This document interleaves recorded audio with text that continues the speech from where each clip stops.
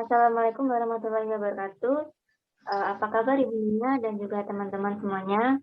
Kami harap Ibu Nia dan juga teman-teman dalam keadaan yang baik-baik saja.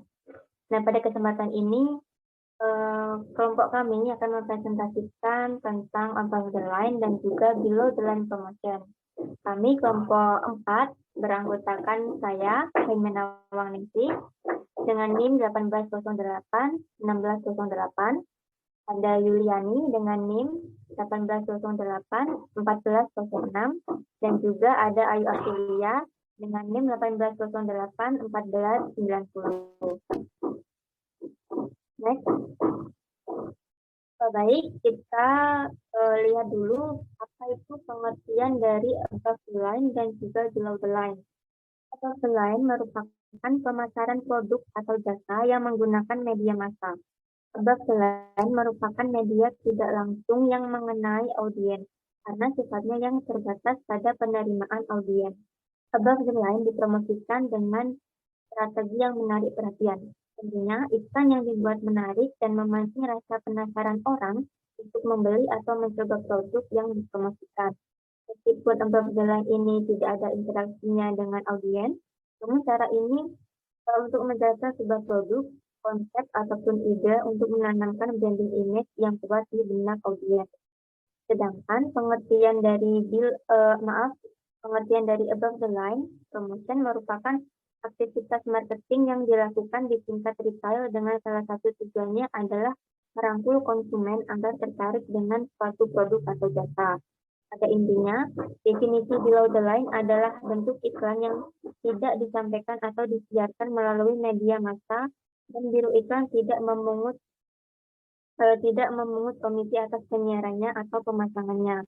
Kegiatan promosi below the line suatu brand paling banyak dilakukan melalui beragam event. Dengan event ini, konsumen akan berhubungan langsung dengan brand sehingga bisa terjadi komunikasi antara brand dengan konsumen. Beragam pendekatan dalam melakukan brand activation ini sudah banyak dilakukan. Untuk selanjutnya akan dijelaskan oleh Mbak Ayu Aprilia. Saya persilakan. Oke, terima kasih. Oke, jadi kita akan membahas tentang contoh dari above the line. Di sini ada media cetak. Media cetak ini kayak bisa koran, majalah, tabloid kayak gitu. Biasanya terbitnya harian atau mingguan. Jadi sudah terjadwal ya. Terus bersifat normatif.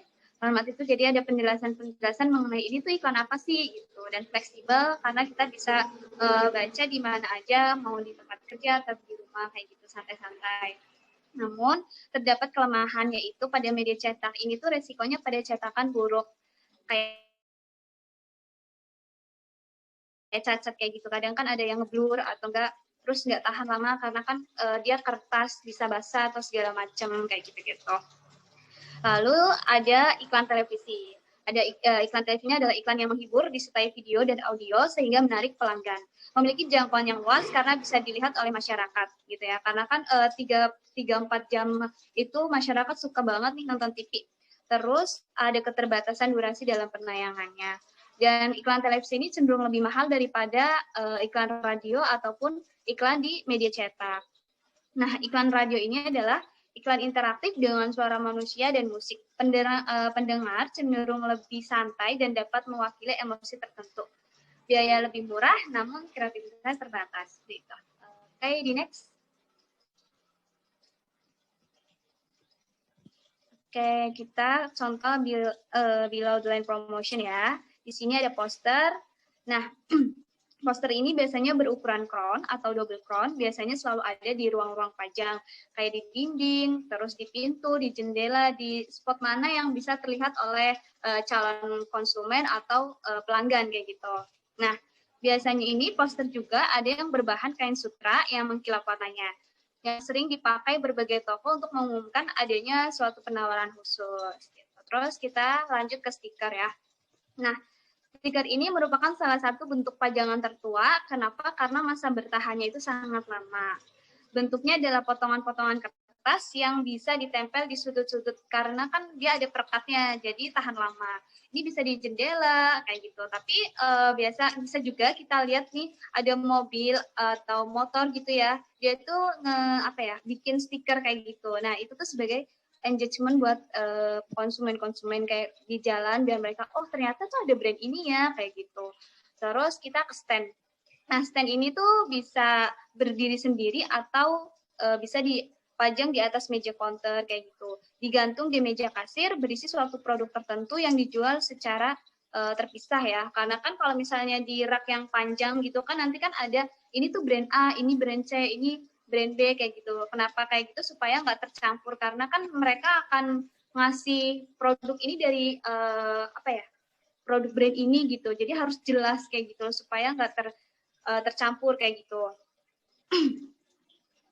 Stand tersebut harus dipasangi papan nama seperti yang udah dijelasin tadi, pembuatnya agar para pengecer itu tidak mengisinya dengan produk lain yang justru merupakan saingan mereka.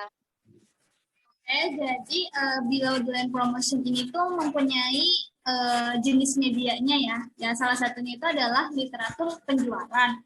Nah, literatur penjualan ini tuh kayak menjelaskan brand-brand ini itu tuh ada kegunaannya, kayak nilai kegunaannya, karakteristiknya, aspeknya kayak gitu. Nah, contoh dari literaturnya ada leaflet, itu kayak selai kertas dari bagian yang agak kaku agar tidak mudah robek, kita tekuk atau kita lipat. Nah, biasanya tuh di dalam situ informasi-informasi yang mengenai brand-brand tersebut supaya bisa dibaca sama para konsumen atau pelanggan. Lalu ada brosur atau booklet. Nah, itu literatur berjumlah kelipatannya. Mau kelipatan 4, mau kelipatan 5, itu terserah sesuai dengan isinya aja. Maka literatur penjual tersebut bisa dijilid dengan semacam penjepit yang sederhana nih yang biasa kita temuin tuh di tukang print-printan gitu, nggak apa-apa jilid-jilid yang kayak gitu. Nah, terus di sisi kiri kita yang kemudian kita diberi cover. Kenapa kita diberi cover? Supaya orang tuh tahu kalau ini tuh brand kita, supaya selain itu juga lebih menarik kayak gitu. Terus ada broadsheet, ini adalah literatur sebenarnya sekadar merupakan jenis lain dari folder yang tidak dilipat.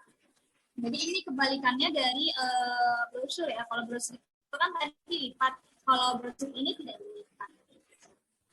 Lalu bisa menggunakan kayak jenis jadwal perjalanan gitu. Nah, penjual ini juga tergolong sebagai brosur dan ukurannya bisa menyerupai sebuah buku saku kayak atlas kayak gitu, jadi besar gitu-gitu. Atau bisa kita bikin kayak mind mapping gitu, tapi tentang produk kita kayak gitu. Terus ada kartu pos berwarna.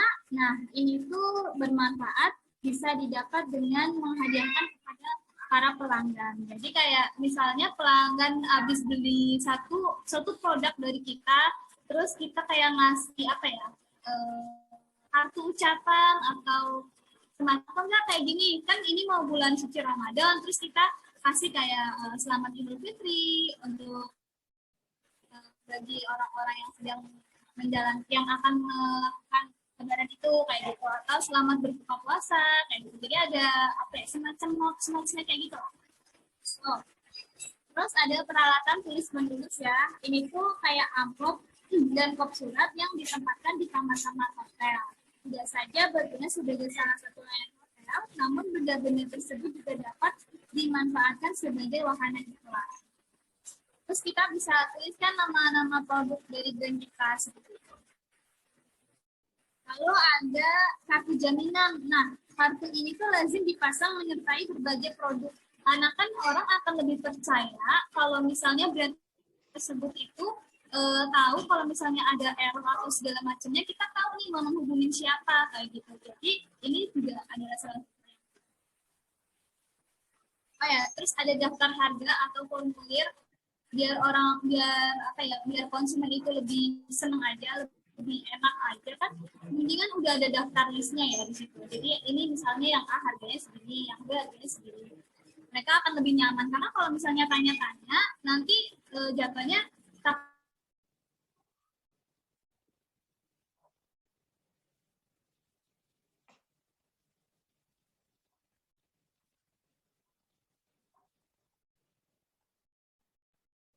tinggi aja.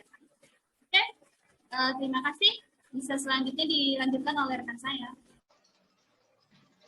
Baik, kita akan membahas mengenai kelebihan dan kekurangan above the line dan below the line promotion.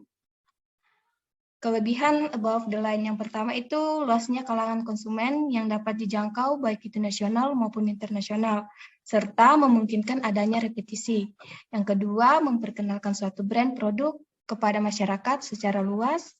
Yang ketiga, adanya repetisi iklan, maka perusahaan dapat benar-benar menanamkan jargon brand dalam ingatan masyarakat. Yang terakhir, peran pemasaran dalam membangun merek adalah menjangkau secara kreatif sebanyak mungkin calon pelanggan dan mengkomunikasikan kepada mereka tentang merek dan manfaatnya. Kekurangan above the line yang pertama itu target audiensnya yang terlalu luas akan membuat perusahaan kesulitan menganalisis dampak iklan laba investasi atau biaya yang dikeluarkan. Yang kedua, repetisi iklan berpotensi menimbulkan rasa bosan dalam benak konsumen terhadap iklan yang ditayangkan. Kelebihan below the line yang pertama itu sangat target, di mana tingkat konversi akan tinggi, maka komunikasi pemasaran atau promosi yang dilakukan didasarkan pada keinginan dan kebutuhan konsumen. Yang kedua, menawarkan produk langsung kepada konsumen tanpa membuat waktu untuk menawarkan produk ke supermarket atau pasar yang hanya menumpuk produk mereka tanpa tahu kapan laku oleh pasar. Yang ketiga, BTL tentunya lebih hemat biaya karena menawarkan produk ke konsumen. Format aktivitasnya bisa dibentuk sesuai dengan kebutuhan, sehingga bisa lebih fleksibel dan lebih sesuai dengan target. Yang ketiga, pengambilan dan evaluasi lebih mudah. More easy to controlling and evaluation, di mana BTL menargetkan konsumen yang lebih spesifik sehingga memiliki jangkauan yang lebih fokus. Terdapat pengawasan dan pengendalian yang lebih baik, serta tracking untuk evaluasi lebih sederhana. Yang kelima, menjadi lebih beragam karena mengandung pihak lainnya sehingga jangkauan pasarnya menjadi lebih luas. Kekurangan below the line promotion yang pertama itu dan tidak tepat sasaran. Yang kedua, penjualan tidak sebanding modalnya dan yang mengeluarkan untuk acara saat mensponsori secara tertentu. Yang ketiga, kreativitas marketing tidak diimbangi dengan kualitas produk yang dipasarkan. Yang keempat, mengutamakan interaksi langsung dengan calon pelanggan, salah satunya melalui event. Di mana jika kegiatan event yang terlalu kreatif justru seringkali mengaburkan nilai-nilai penting sehingga kegiatan pemasaran menjadi tidak efektif. Selanjutnya akan dibahas oleh teman saya. Selanjutnya ada tujuan above the line dan juga below the line promotion. Nah, apakah ada peningkatan? Tentunya pasti ada peningkatan. Awareness dari sebuah brand atau produk pada pelanggan atau calon pelanggan. Nah, terus apa yang terjadi pada brand awareness tersebut? Pastinya akan mendapatkan perhatian sehingga produk atau brand yang diiklankan dapat dikenal oleh masyarakat. Terus apa yang akan terjadi jika menggunakan above the line dan juga below the line? Membangun brand building di mana akan mendekatkan pelanggan dengan brand dan menjelaskan value atau nilai yang ditawarkan agar orang-orang memahami brand dengan baik.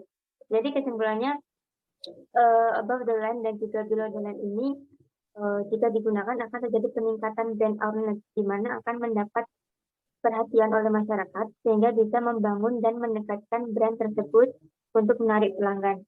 Jadi sebenarnya saat ini tidak ada yang murni yang memakai above the line saja ataupun yang menggunakan below the line saja karena keduanya saling berkaitan diiringi dengan perkembangan teknologi yang kaya fitur sehingga bisa menarik pelanggan atau juga dengan konsumen secara luas, spesifik dan bisa berinteraksi secara langsung ataupun offline. Jadi kolaborasi antar keduanya biasanya pemilik brand banner untuk penyatuan keduanya dengan desain media komunitas yang bisa kita kenal dengan IMC atau Integrated Marketing Communication.